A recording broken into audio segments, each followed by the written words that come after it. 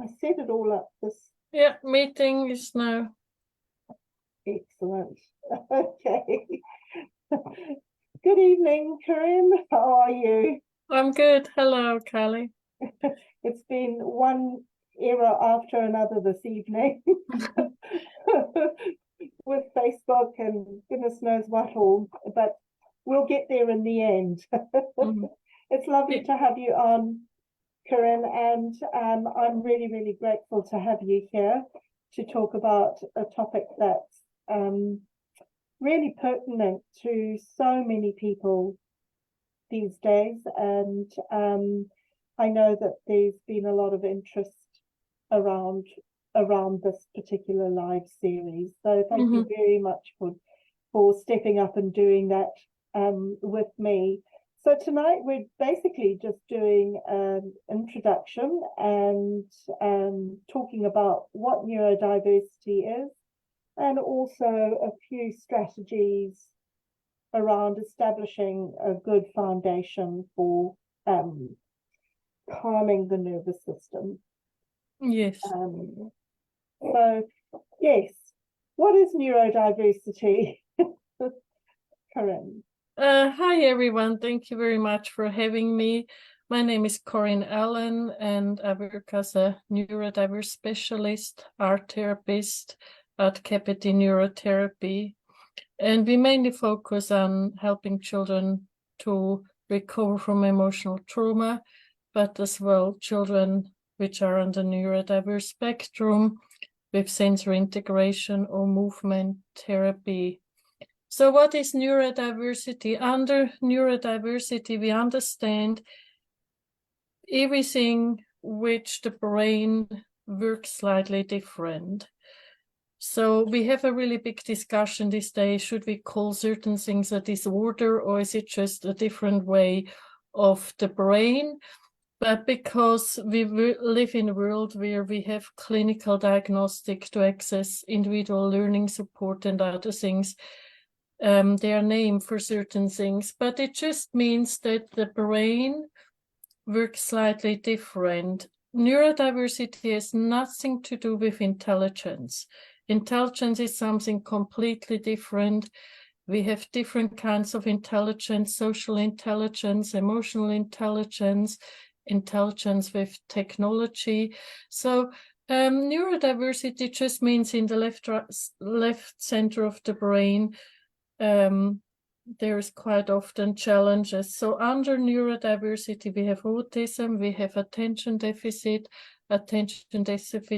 and hyperactivity, oppositional defiant disorder, dyslexia, dyscalculia, dysgraphia, dyspraxia, Tourette's. It depends which graph you see. Tourette's is a neurological thing as well. Epilepsy, sometimes it is in because sometimes children have autism and epilepsy and other things, but there's still kind of, it depends a little bit which research you read, what is under neurodiversity and not, and it constantly changes. We used to have Asperger, that's not used anymore. It's now just been, we just talk about autism. Yeah. And there's as well global developmental delay or speech disorder or mutism. And dyspraxia is like a motor movement where gross, cross, and fine motor skills need to be trained, and reflexes. So it is a big, big term for many, many different things. Usually the children are highly intelligent, and of course sensory processing disorder is in it too. And some terms are clear, but quite often I have parents and go, what's the difference between dyslexia and visual processing disorder? Or what's the difference between global developmental delay and dyspraxia? Or what is trauma related if a child can concentrate and focus? And what is ADD, or where does it overlap? So it is unfortunately something. I have made a little checklist which parents can have for free, and I can send that to you too if you want it, which we just have sort of the 10 common signs all children display, it doesn't matter if it's ADD or autism, and some are very low and some are higher. Each child is very individual.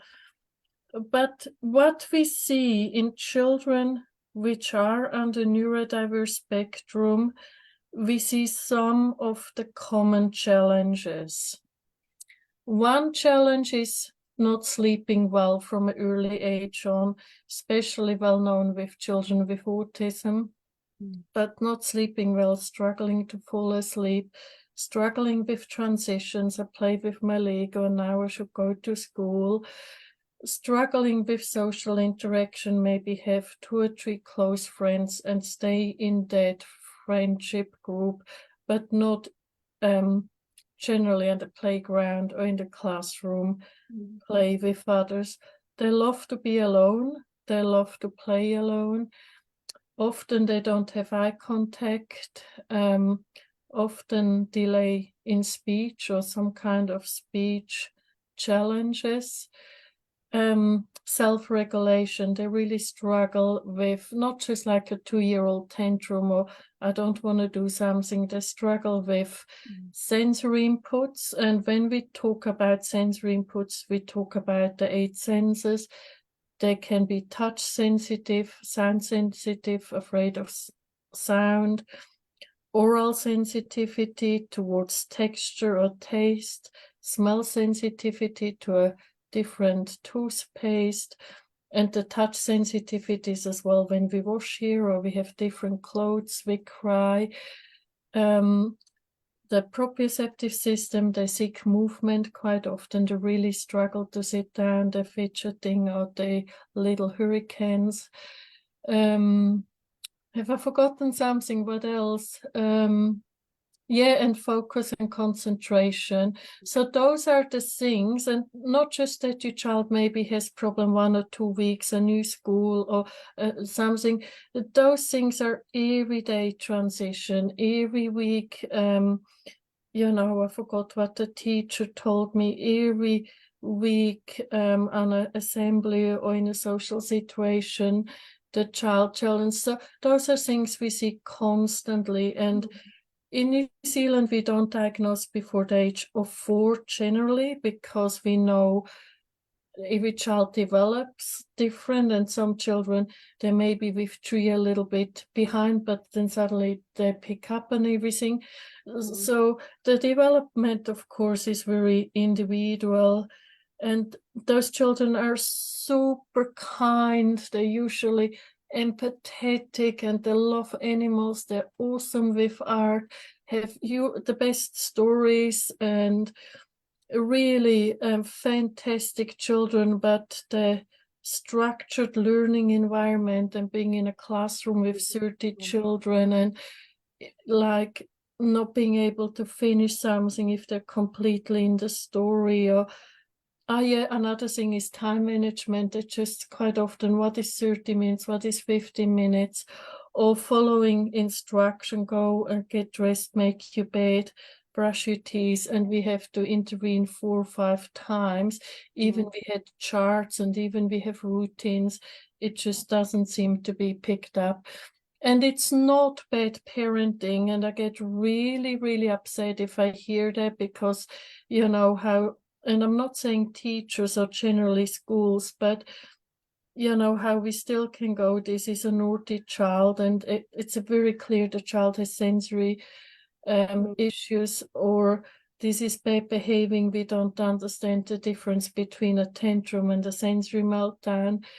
And I really think if we see those challenges all the time, and I can give you the free checklist, it's really good to maybe engage with you or with me or somebody else to, how does the diagnostic process work? Which diagnostic tool we use in New Zealand? Yeah. I personally don't think that diagnosis should be a thing that has to be done as a teacher. No, of course not. We should be targeting needs rather than diagnoses, if that makes sense.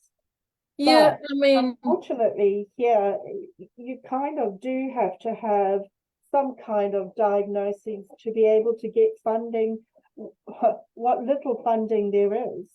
well, I mean, to really correct that, it is not the job of a teacher to make a diagnosis. I maybe No, said no, something wrong or it was misunderstood. It's not. no, But quite absolutely. often, teachers have recommendation or they observe how the child in certain situation, and parents get invited, and there are a kindergarten or school feedbacks for parents.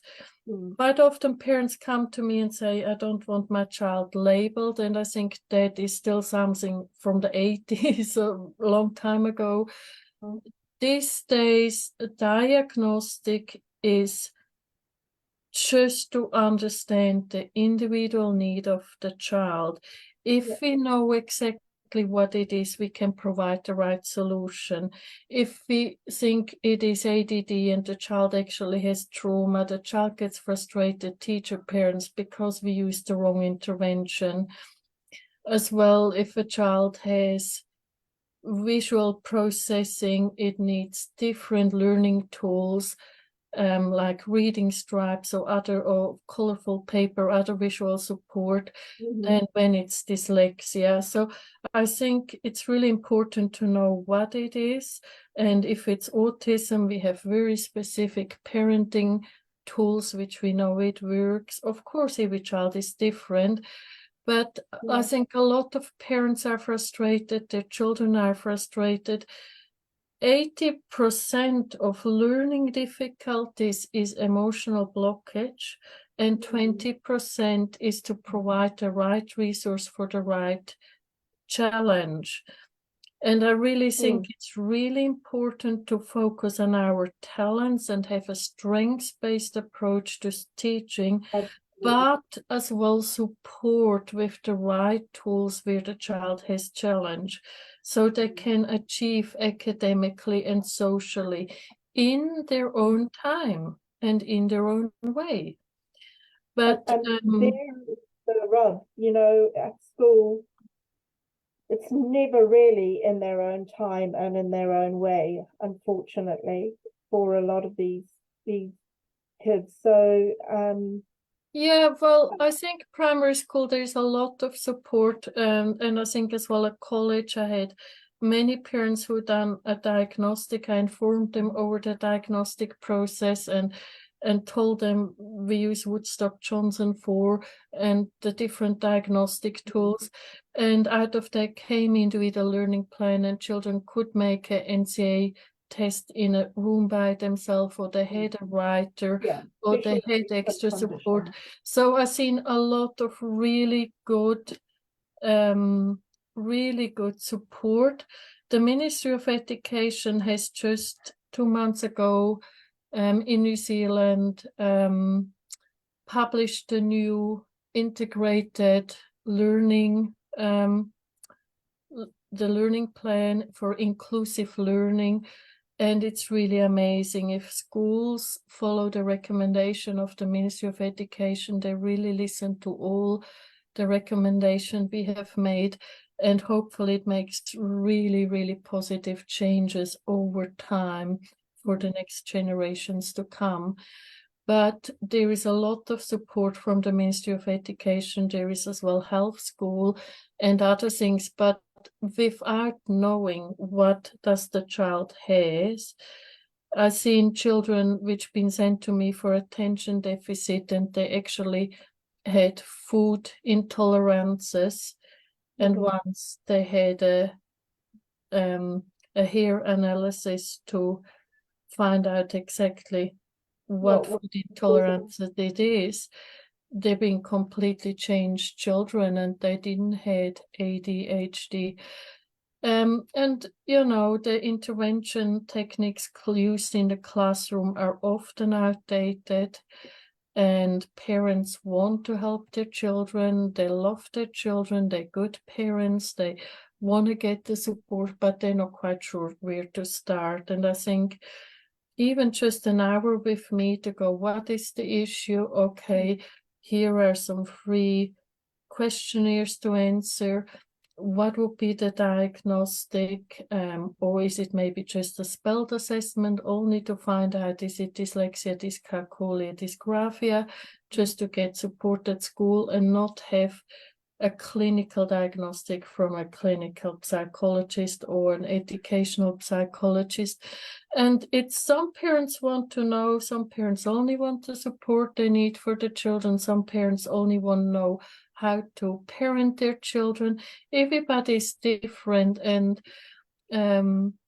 you know, it's as well with finances. A clinical diagnostic is between $1,000 to $1,500, and quite often we can do a lot of other things, and they are for free.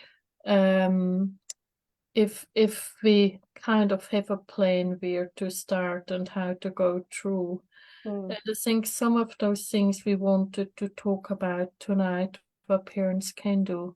Indeed, indeed. So, what can parents do if they're noticing at home these behaviors and these habits that are happening that you've just talked about?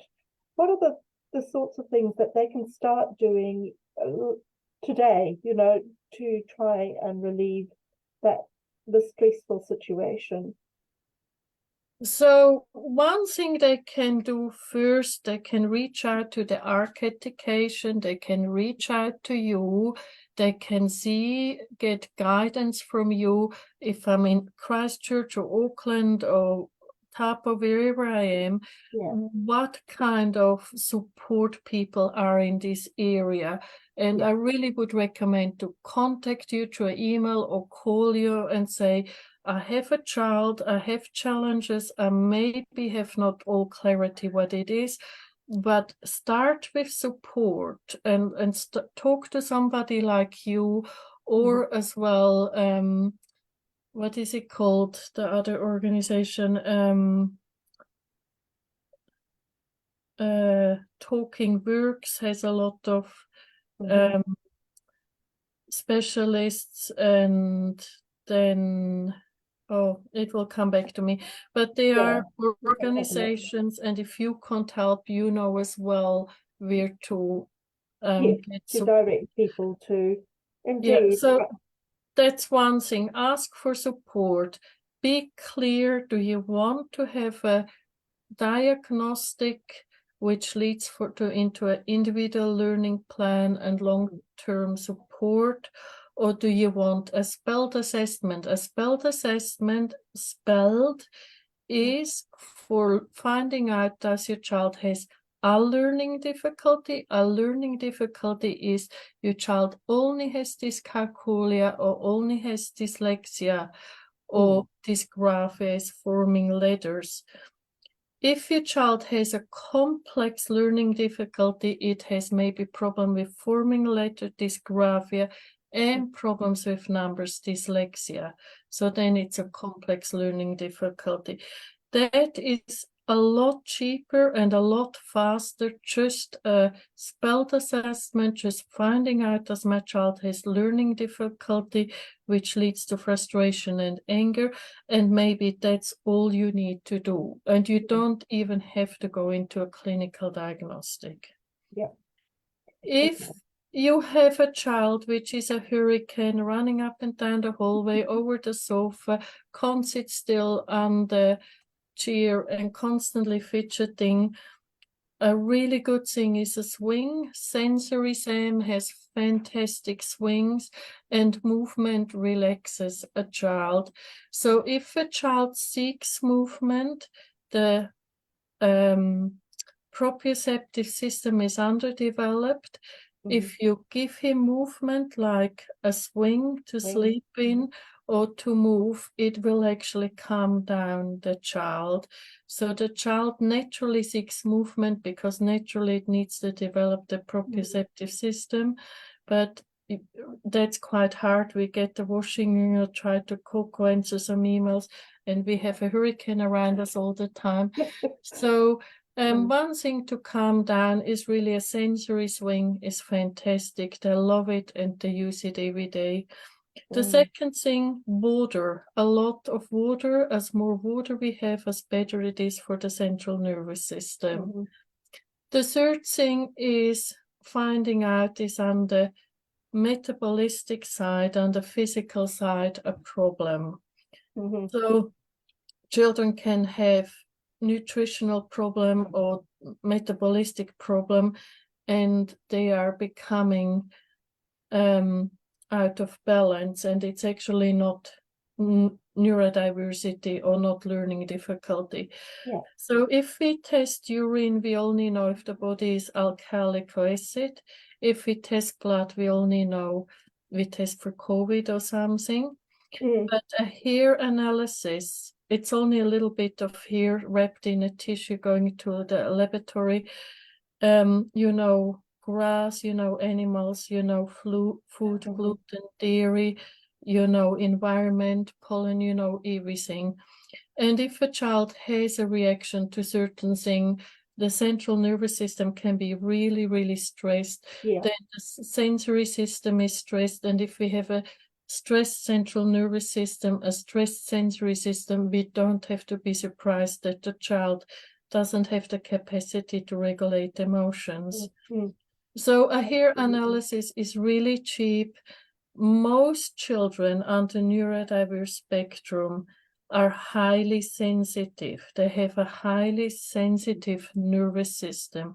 You can be highly sensitive and not be on the neurodiverse spectrum, or you can be neurodiverse and not have a highly sensitive, but quite often they have a highly sensitive nervous system. They cry for a different sun lotion, they cry for a different toothbrush, they cry to cut hair, they never wear jeans, they with buttons or zip, just soft trousers and all those things because they are sensitive. So a hair analysis is really good. If you take MSG out of the food, MSG is a food enhancer with chips and crackers and soya sauce. MSG is directly linked to behavioral problem. The Ark University has a really good study. Europe has a study over 8 years. 95% of children on the neurodiverse spectrum respond to MSG and casein. So MSG is really hard on the developing brain. Your child's brain is constantly developing, even longer than 20. It doesn't just stop on 20. That's not true. And it causes stress in the brain. And then sometimes a child goes into a flight-fight mood, or it goes in another response. There are different responses. So I think for $200 to figuring out on the physical side if there is something we can improve is really, really simple. And then we have 1/3 the body. We still need to work on the mind, figure out if there's something we need to help, and then the emotions. But I think starting with the physical help or maybe do a gut repair program or other things are really, really good. Casein is an element of milk. If you're lactose intolerant, you drink milk, an hour later you have a sore tummy. If you're casein intolerant, you drink milk, and three days later you have a sore tummy. It takes the body 3 days. But they can be really miserable, really sore tummies, and really crying and clingy, and it really can affect their well-being. So water, finding out if there's any reaction we can eliminate which causes stress to central nervous system. And how do you recommend dealing with sleep problems?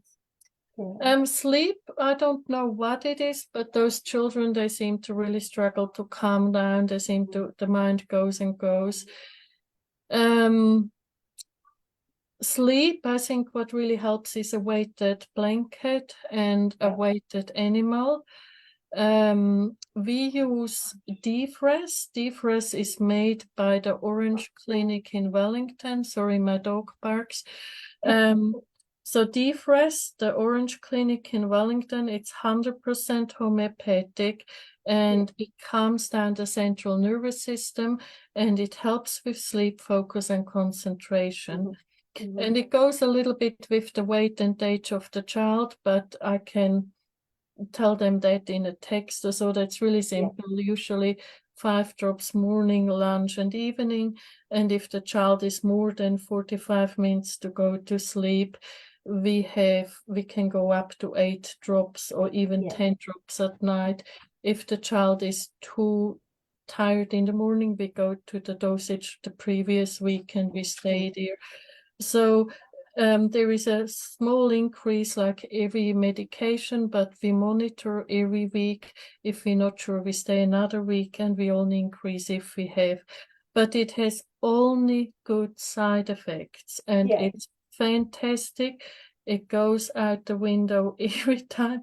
Have you got a new order? And parents come.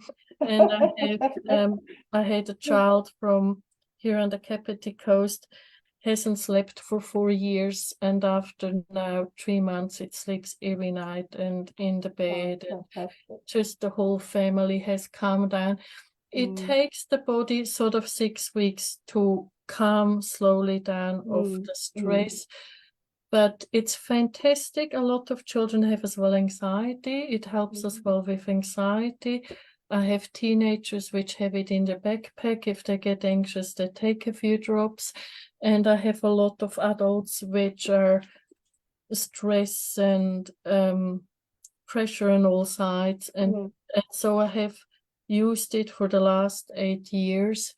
It's well researched, and it's as well, if your child would be a medication for epilepsy or Ritalin or any other medication, it goes with it. And that is not from me. That has been well and truly researched with a GP and other things, because I did ask this question over the last few years. I said it is, but I can ask again just to reinsure the parent. Make sure. And so it can be really used with any other mainstream medication.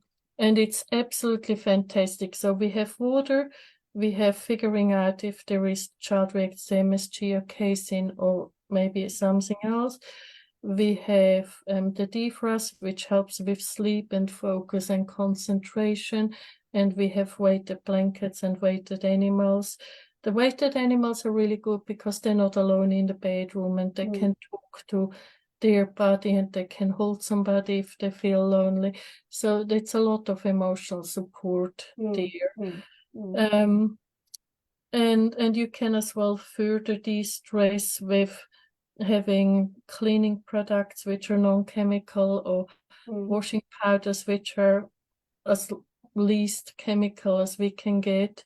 There are brands here in New Zealand which are really good, and as well products which go on the skin which are natural based, like Veleda has good products. There are other, I mean, not to say just one brand, but there are quite a few brands here in New Zealand which are really good. Absolutely.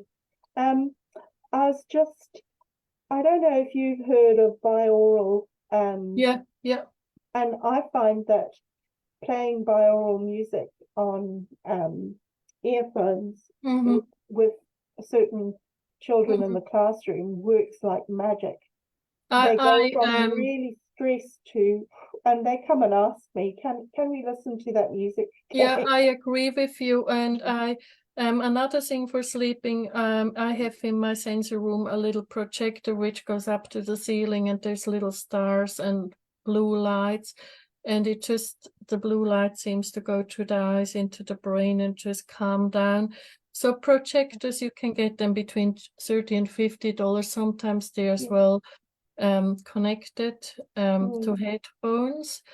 And Sensory Sam has a new product, and it's like a little sleeping really soft sleeping band, and inside it has music which you can connect to the phone, and so it's really, really soft. They can put it over the eyes and they can listen to some relaxing music, and they just love it. And they come in little pandas or other things, and they are as well very, very I mean, reasonable cheap. I can't quite remember the price, but I think they're around 55. I would have to go to SensorySam, but they're not expensive. They're fantastic to travel in the car if a child has headache from the light.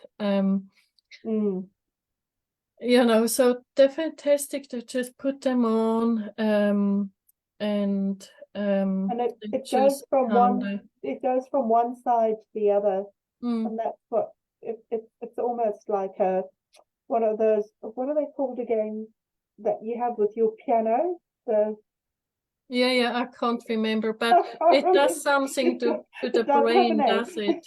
It has a calming effect. Yeah, it definitely, it seems to bring the whole vestibular system down. You know, so I think we have already quite a few tips. Do you want me to repeat them, or I mean? No, well, what I'll do, Corinne, is if you send me those 10 questionnaires, I'll put a post up in the Ark Education. And I can as well give you the website from the Orange Clinic that just can click on, and the website from SensorySam. So if they want something, they just can click on and they have the information. And otherwise, I'm always here if anybody needs support. Just send an email. Thank you so much. Next week we'll be talking about, I'm just looking at my notes here, we'll be talking about the sensory processing disorders and red flags and solutions around that. Yes. Which will be, I think, will really be quite an interesting talk for a lot of parents, because the dyslexia, dyspraxia, dyscalculia, they all get quite a lot of airtime, if you like. But yeah, it's quite well researched. Yeah, disorders are a little bit like poor cousins, but are actually probably more common and undiagnosed. I feel. The sensory processing disorder, it's huge. I mean, it just still something which amazes me after so many years of providing information and doing training and information. It's just not understood. It's a really complex topic because it has all 8 senses. We talk about those senses. We talk about if we touch sensitive, what behaving we see. If we oral sensitivity, what behaving we see. So parents can understand that a little bit better. That will be really interesting. And maybe if I have time, I can send you. I have quite a lot of information what would be easy to understand for parents and what would make sense to share. I have to spend a bit time there. But yeah, next time we talk about the 8 senses, we talk about how they're linked with behaving and how, you know, you can make observation plan and how this really, really helps, even if you not want to spend with diagnostic, if you actually observe your child and how to do observation plan. So observation plan, the 8 senses, what behaving we see, and solutions. So we talk a little bit then about how to make a sensory diet at home, or how to create a calming space at home, and a lot of things. Honestly, I've seen so many amazing parents with just a few ideas, a few cushions on the rear height and a blanket and things, how they have with really spending little money created sensory spaces, and they send me photos how the children love it and how they can calm down before they go into a full meltdown. And meltdowns are hard on children and hard on parents. So I really love what you do, reaching out to parents and all the support you have done over the last few years and your amazing work. And I really think there are a lot of parents which struggle with sensory disorder and related meltdowns, which may look like my child is naughty, but it's not. It's completely misunderstood. Yeah. So behaving is a language, and once we understand the language, we know what to do. And every child, it doesn't matter if it's neurodiverse or not, can learn emotional self-regulation. Oh, it depends how long it takes. Of course, if we have a child with developmental delay or mutism or other things, it needs to be learned through the experience, but it can be learned. And quite often it's an education, but unfortunately we have as well adults and I don't want to be critical here or hurt anybody's feelings, but we have adults which haven't learned controlling their emotions, and unfortunately it hurts other adults or children. So it's not something which is very well role modeled, or sometimes parents know, I know I do it, I don't want to do it, but what else can I do? What other tools can I use? And to get frustrated and grumpy, we all human, it's not a problem, but I mean, rage is something else, know. Absolutely. Or verbal abuse or emotional abuse is something else. And, sometimes those children, if they have a meltdown, they kick and bite as well, and it can be really challenging. So I really think every child deserves to be happy. Every family deserves to be happy. I really think we need to wrap our arms so much more around this family and provide good information and good intervention. Absolutely. And that's what we want to do with those broadcasts over time. And Corinne, this is probably a really good time for you to give people a little bit of information around your Raising SENSEational Children course. Yeah, thank you for asking about. So we have made a course, it's called Raising SENSEational Children, a strengths-based approach to neurodiversity. And we have 4 modules. The first one is how to calm down the nervous system, a little bit what I took today, but just more in detail and more explained, and as well resources. And then the second module is sensory sensitivity, touch, sound, and vision, which are the most common one. The next module is sensory sensitivity towards oral, gustatory, olfactory, and that's how to prepare fun lunch boxes. So sometimes if food touches itself, they don't eat it, or if they have to touch a banana, they don't. So how to do that, and it's all.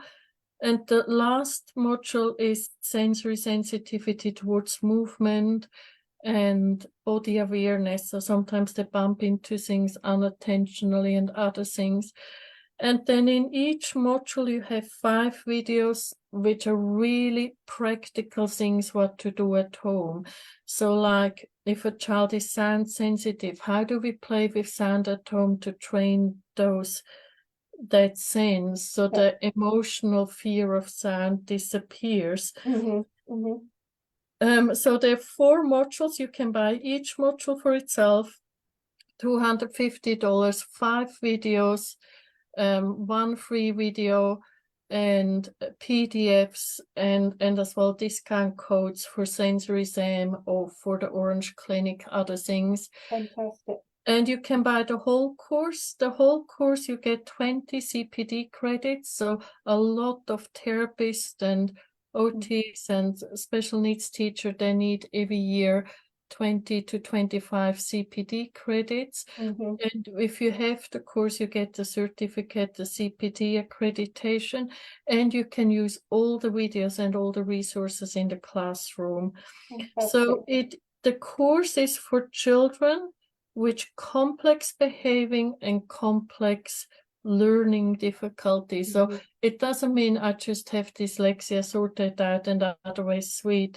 That course is for children which may have sensory processing, which may are high functioning autistic or ADD, and this daily overstimulation causes too much stress. They hold up at school, they come home to their safe place, and not the right cracker is in the house or whatever, and we have a meltdown.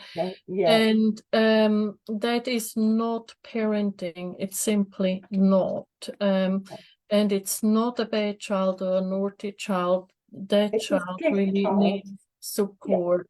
Yeah. And so the course is fantastic because it's all strengths-based. We find the strengths of the child, we work on that, but we give as well support in the area they need.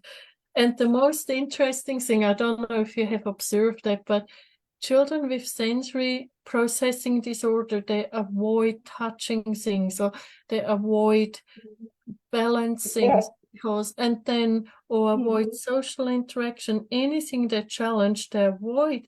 And because they avoid, they don't have the training opportunities other children have. And they just, you know, that they don't learn then to tolerate those inputs, and they're shy away from social interaction, and then they don't have the social interaction learning skills, and because they just not have this, or they, oh, I can eat fried potatoes, but I can't eat mashed potato, or I can, you know, and then they don't do it, and because they don't do it, then the taste nerve or the hearing sense or the touch sense doesn't get trained because of the avoidance tendency. And then it becomes sort of a spiral of more challenges, more avoidance, and we need to train them, but in a child-centered, fun and loving way. And the child thinks, it's so much fun, I just play, and through the play, it trains the senses, and the sensory meltdowns go first. They reduce in frequencies, and then they disappear in intensity. Okay. So you have maybe every day one, and then you maybe have 4 a week, and then you maybe have 3 a week, and in the beginning they've been 45 minutes, and then 30 and 20. So they reduce in frequency and in intensity. It's not like a week or two and everything is good, but it's amazing how fast senses can be trained. What a year of early intervention can do. It's literally, I have seen things which you almost call miracles from children couldn't tolerate any social interaction at school, sensory integration, the parents had the right information, the right support, and a year later this child goes every day to school, no dramas with transition, no fighting or bumping or tears, and it comes home, it eats, it goes in his sensory tent or listen to music, and it engages when it's ready. And you know, those many parents come to me and they're completely emotionally burned out. They just sit down and cry. And honestly, and they haven't slept for years, and I just think, and I mean, I started educating myself because 15 years ago I couldn't get the support I needed for my own children. So I really know how parents sometimes climb Mount Everest of the education system, forward and backwards. But if you know how it works, it's relatively easy. So it's not super easy, but it can be done. It's getting to know how it works. Well, thank you so much, Corinne, for your time. And our next live will be on the 30th of November, not next week, but the week after. And I really look forward to chatting to you then. And hopefully our technical issues will be sorted. My apologies for that. I'm really sorry we let parents wait for 10 minutes. We really tried, and it just turned and didn't connect. We didn't know. That's no problems. That's no, you know, when you're starting out, you have all sorts of little glitches and things going on, but that's okay. Yeah, but at least we do it. Okay, thank you so much. I really appreciate your time. And I thank you for all your amazing work. And if parents next time want to hear about sensory processing and other things, they should tune in. If they have questions when you post it, is there a possibility for them to ask questions? Yes, So absolutely. yeah, okay, all right. We haven't had any questions tonight, but I think after watching this, we'll probably have lots of questions. All right, okay. For our next one. And take care, everybody, all around New Zealand, around the world. Be kind to each other, and thank you very much for having me. Bye-bye, Thank you. Bye. See you in 2 weeks. Bye. Thank you.